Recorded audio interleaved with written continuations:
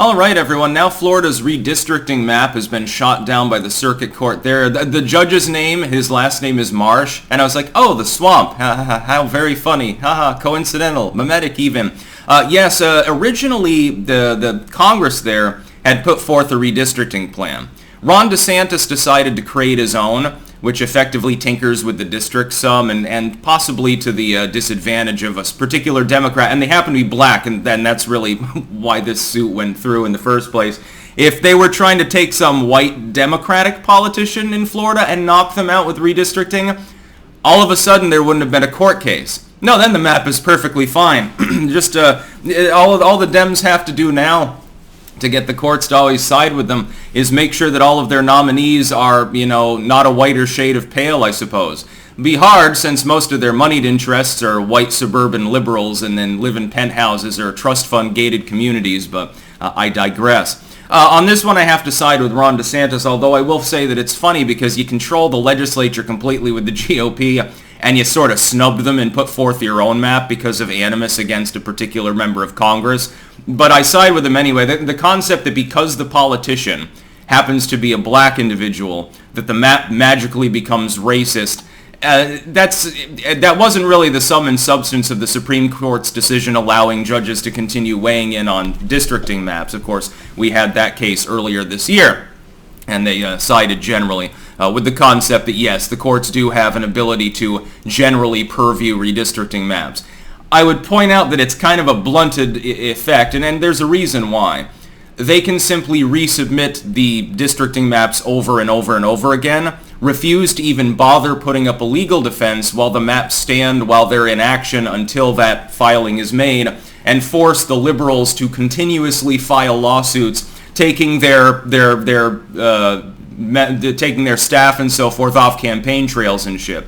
If the Republicans really right now wanted to go hellfire mode on the Dems, all they would have to do is drop wonky redistricting maps that lopsidedly favor the GOP and totally gerrymander their states, forcing case after case after case in protracted litigation where they can deliberately put like one cheap lawyer there to argue their case and a couple of clerks that just know how to file paperwork, bog it down, and then force the Democrats to have like all-star lawyers casts there and do that over and over for years to come. In theory, it's possible because of the bureaucratic nature of our legal mechanisms within the United States, and the judicial system tends to be very, very slow. The judges would definitely get pissed, but eventually something will get through because they'll get tired of having to block the filings.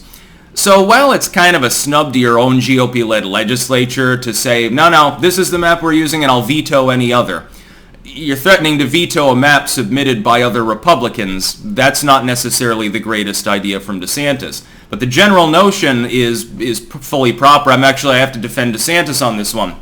The fact that the congressperson that you're trying to knock out has dark skin does not make it racist. That makes no sense. You're adding an additional judicial scrutiny for only a part of the political population that is not applicable to others. That would be like saying that if the individual were female, it's misogynist and therefore discriminatory and wrong. You're violating the rights of this enclave of voters who happens to really like female politicians or something. Or you cut the black district in half. Well, what if you cut a white district in half? What's the difference? And who cares, by the way? There should be more oversight into the court system by, oddly enough, other judicial members, because that's the only way to do it. And he's going to appeal this to the Florida Supreme Court. There it probably fares better, and they probably find it legal. And then you can look for the Democrats to try to get SCOTUS to take up the case again. And they'll probably shoot themselves in the foot by doing so, because SCOTUS was already trying to be more measured in their prior decision over districting. If they attempt to overlap another layer of judicial supremacy over what is usually understood to be mostly a state function, I don't think it'll pass the smell test. I think that SCOTUS would injunct them and refuse to take up the case, or it would fast track it and say, look, enough is enough of this horse shit. Yeah, their particular map is okay with us. And then SCOTUS, by the way, is faced with an ignominious position, because other states will continuously be sending their blocked redistricting maps before them, and there'll be a precedent for them being interested enough to actually say yay or nay. So they're going to have to do that multiple times a year, I suppose, for the rest of time, SCOTUS, making itself some more bland, boring work. So look at this map. How gerrymandered is it? They're all gerrymandered. Is it 20% gerrymandering or 30%? What's the cutoff here? Can you imagine those conversations in their chambers when you get them a little bit of boozed up and they have to talk about that? That'd be funny. It's like, okay, let's hire a couple of people who are really into geography to come in here and try to give us the skinny. We're going to pull an all-nighter. Call Nancy Pelosi. Get a couple crates of her champagne sent over. We're going to need it. This is judicial activism, though.